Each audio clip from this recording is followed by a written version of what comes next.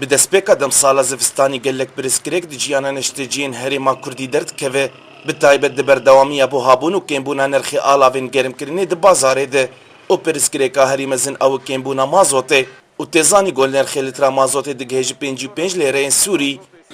وده اقتصادي بخوا ثورة سوري افصالات شهراي فاتي درباز دبي ده بس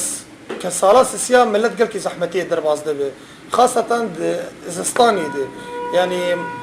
وقود تنية ك يعني مازوت كبنزين كشيء كتشتج ملت لازمة تنية غيري وري انه بهاي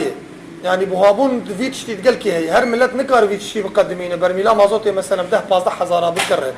Ji alîkî din vê nirxê soba li Herêma Kurdî pir buhaye, got nirxê sobeyên biçûk û yên tên binavkirin bi sobeyên fellahî digihe ji 15000 lêreyên Sûrî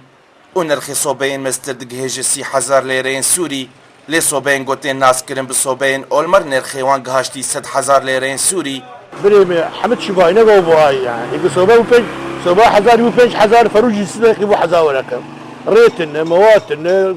شحن بو حشقه دهقه شوي يعني كاتوري كوليج متري حكى بري بازار قابو انا بك حسد ولكن مواد ما يعني بوابو نج شحال شي بوابو Ev buhabûna got di nirxê mazot û soba pêk hatî hişt got gelek ji neşteciyên vê herêmê ne çar bimînin. Got sobeyên ardû bikarbînin û tê zanîn got kîliya ardû bi 25 lêreyê Sûrî tê firotin. شحني وقتين شامي حيابي لك يعني شحن شي يقول لك بري يعني حقي شحني دسمية عام شحن اول شيء صوبه مطاني يعني شي بيج ورقه انا شحناوي ينسدي في السد ورقه حق صوبك هكا